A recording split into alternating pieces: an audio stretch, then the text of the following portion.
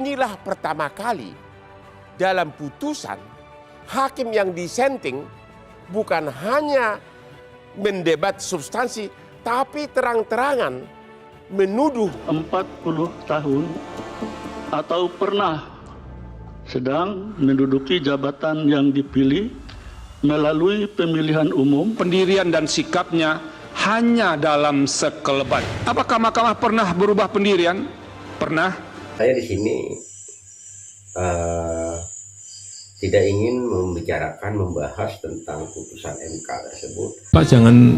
Bapak Ibu jangan beli kipas itu, ngipasin, atau ibu-ibu beli kompor manas-manasin.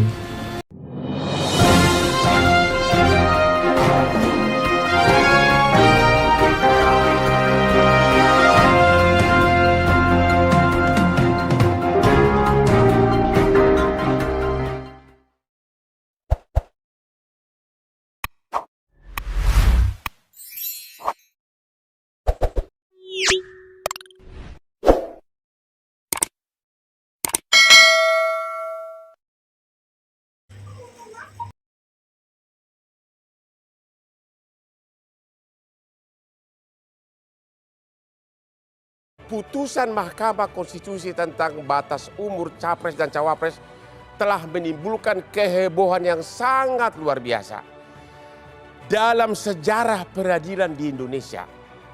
Inilah pertama kali dalam putusan hakim yang dissenting bukan hanya mendebat substansi, tapi terang-terangan menuduh bahwa perilaku dari hakim lainnya di luar batas nalar yang wajar. Belum pernah ada putusan pengadilan di Indonesia yang redaksinya seperti itu. Saya yakin karena Hotman jauh lebih senior dari seluruh hakim Mahkamah Konstitusi tersebut. Dari segi pengalaman saya belum pernah ada putusan pengadilan di mana dalam putusan terang-terangan hakim malah menyerang hakim lain dalam putusan tertulis. Ya, ini suatu kehebohan yang sangat luar biasa.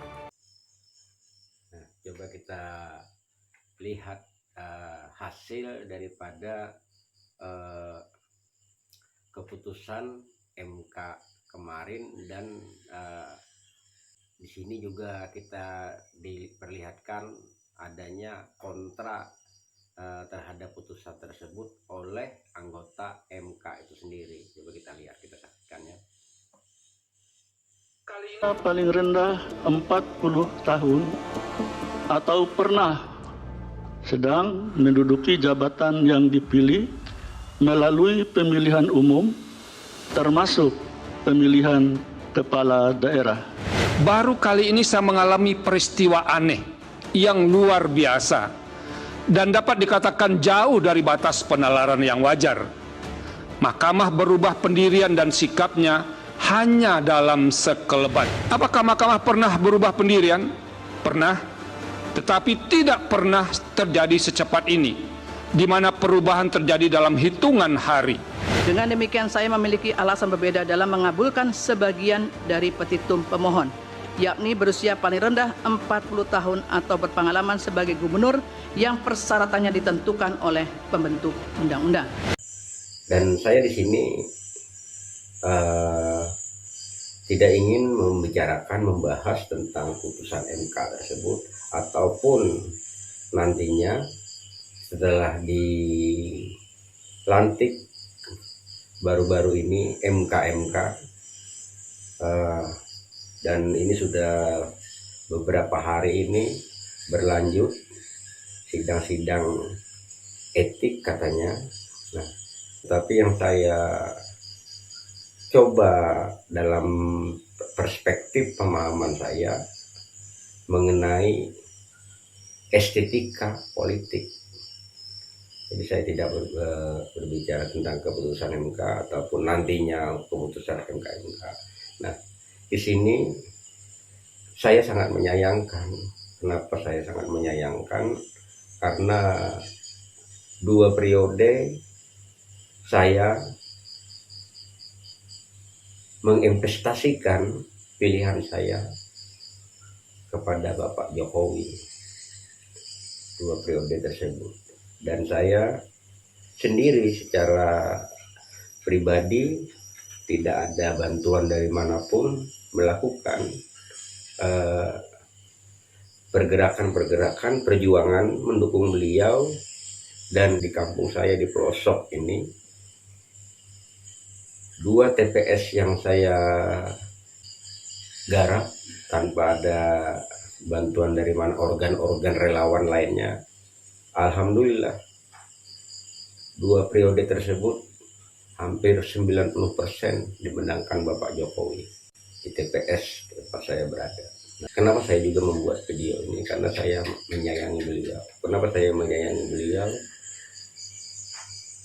Ini disebabkan saya punya mimpi orang di kampung ketika beliau ini menjadi pemimpin, penguasa di Indonesia, menjadi presiden, kami akan melakukan perubahan-perubahan.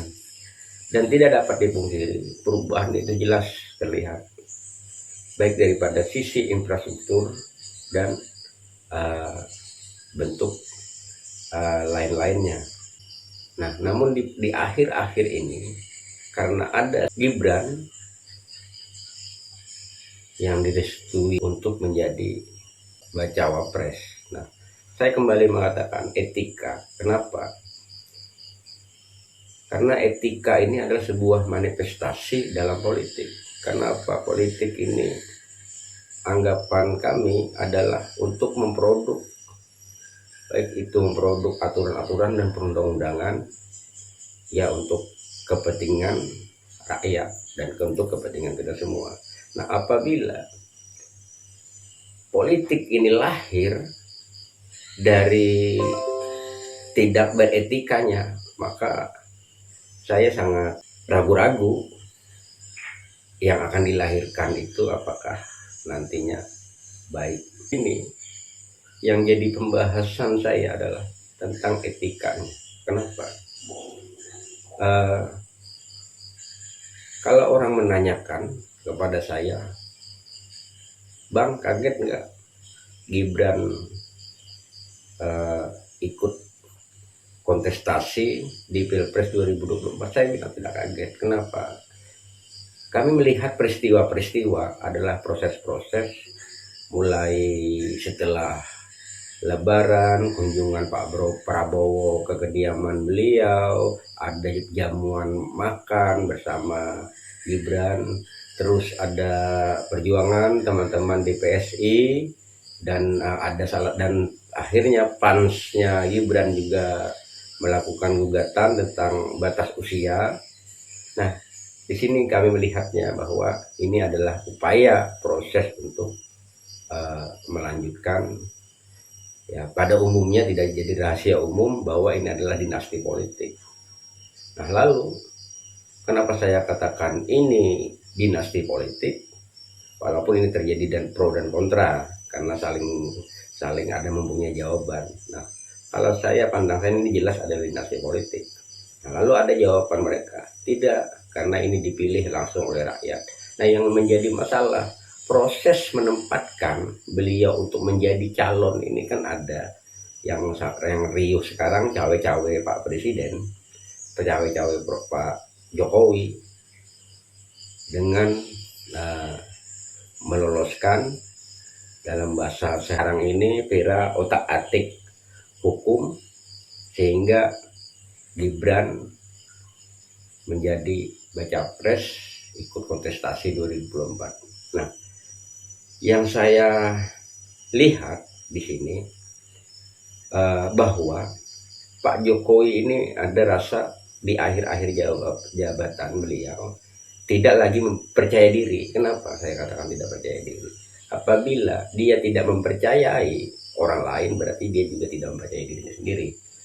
Dia menganggap tanpa cawe-cawe dia, tanpa ada orang yang dia titipkan langsung dalam memimpin negeri ini, itu dia anggap tidak mungkin Indonesia akan menjadi maju, apalagi dia dihantui bonus demografi bahwa 2045 Indonesia akan menjadi negara maju. Saya katakan bahwa dia tidak percaya diri. Seharusnya sebagai pemimpin dia percaya, apalagi tiga calon ini adalah orang-orang terbaik, putra-putra terbaik kita di negeri ini. Baik itu Pak Anies Baswedan, Pak Prabowo, Pak Ganjar, itu adalah orang-orang terbaik. Kenapa saya katakan orang-orang terbaik? Karena para partai-partai sudah menyatakan mereka layak. Itulah perwakilan kita, mau tidak mau kita harus mengakuinya. Itu adalah sudah hal yang paling benar. Nah, di sini berarti rasa keyakinannya dipimpin oleh mereka siapapun nanti yang akan pemenang, tanpa dia ikut cawe-cawe langsung, cita-cita itu tidak akan tercapai. Nah, IKN ini adalah investasi untuk masa depan kita, investasi untuk keberlanjutan Indonesia. Jadi kalau masih ada khawatir apa gitu loh, Pak, nanti nggak dilanjutkan lagi, undang-undangnya sudah ada. Undang-undangnya itu didukung oleh 93% fraksi partai-partai di DPR. Apalagi? Takut apa lagi? Takut pemilu. Ini kadang-kadang apa? Kita ini kan sudah berapa kali pemilu langsung. 2024, 2009, 2014, 2019. Ya kalau mau pemilu anget-anget dikit, agak-agak panas kan nggak apa-apa.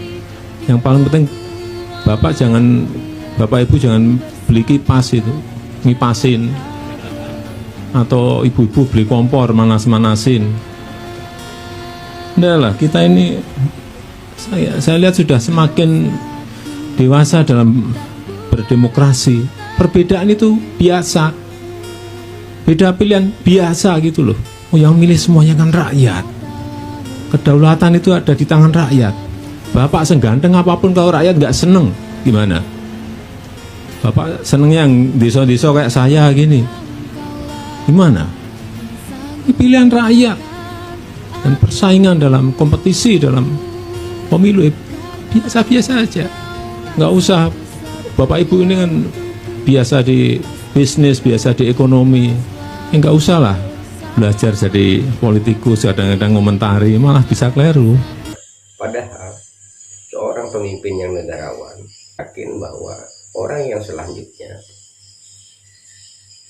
akan bisa memperjuangkan, menindaklanjuti, melanjutkan dari yang kurang baik menjadi yang lebih terbaik untuk sebagai cita-cita bersama bahwa Indonesia ke depannya adalah milik kita semua, maka pasti mempunyai cita-cita yang sama, yaitu bagaimana Indonesia ini ke depannya jauh lebih baik.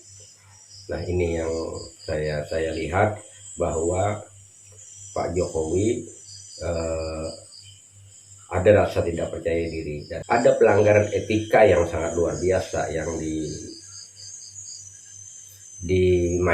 dilanggar, yaitu terlalu tanpa ada jeda. Beliau masih presiden, langsung disambut menggelar karpet merah untuk anaknya, putra sulungnya. Nah, dalam proses ini putra sulung beliau Gibran dan beliau sendiri adalah kader partai. Nah, jelas kita melihat di kacamata kami di kampung, yang dicalonkan adalah orang yang diutus oleh partai. Dari situ melihatnya. Nah, kan ini saya melihat aneh. Gibran waktu mendaftar bacawa pres adalah kader partai PDIP. Ini yang saya katakan, yang menjadi kegambangan kami, bahwa kami melihat di sini ternyata satu partai boleh mencalonkan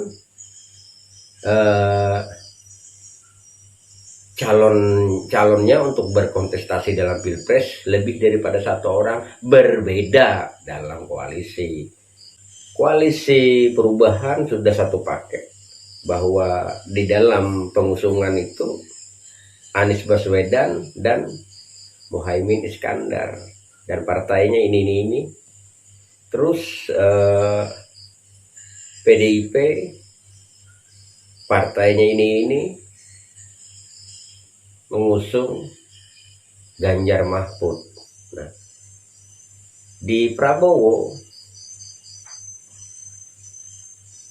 mencalonkan Pak Prabowo partainya ini, Gibran partainya di dalam dilawan dari partai lain, dia kader di sana. Nah, ini yang saya susah jelaskan. Ini artinya ya, kalau rame-rame kita berbicara 2 kaki, 3 kaki itu biasa, tapi tersembunyi pribadi bahwa saya misalnya kader ini, pilihannya berbeda. Nah, kalau ini kan terang-terangan nih konstitusinya bahwa partai politik mencukupi kursi untuk mencalonkan kadernya ataupun di luar kadernya sebagai peserta kontestasi. Nah, inilah etika politik yang saya lihat, bahwa dari sisi Prabowo Gibran ada PDIP di sana. Waktu dia mencalon, waktu dia ke KPU, kan itu di berita-berita tidak ada namanya dia mengundurkan diri atau diundurkan, tidak ada pernah itu kita melihatnya. Nah, inilah yang saya sangat miris dalam pertarungan pilpres kali ini, adalah yang sangat masalah estetikanya hampir diterabas begitu. Nah, ini dilakukan oleh Pak Jokowi sendiri, sehingga keadaan seperti ini yang saya menganggap 2045 itu Indonesia tidak bakalan jadi negara maju. Kenapa? Bonus demografi pemilih kita yang paling banyak ini adalah milenial dan Gen Z. Ini berubah pola pikirnya, artinya kita mundur ke belakang cara demokrasi kita. Dianggap demokrasi mati, kembali ke masa lalu. Nah, jadi harapan anak muda untuk ke depan mengejar mimpi kita bersama sebagai negara maju itu menjadi cuma dalam mimpi. Karena apa? Fondasi kita, demokrasi kita, saya anggap hari ini mundur ke belakang.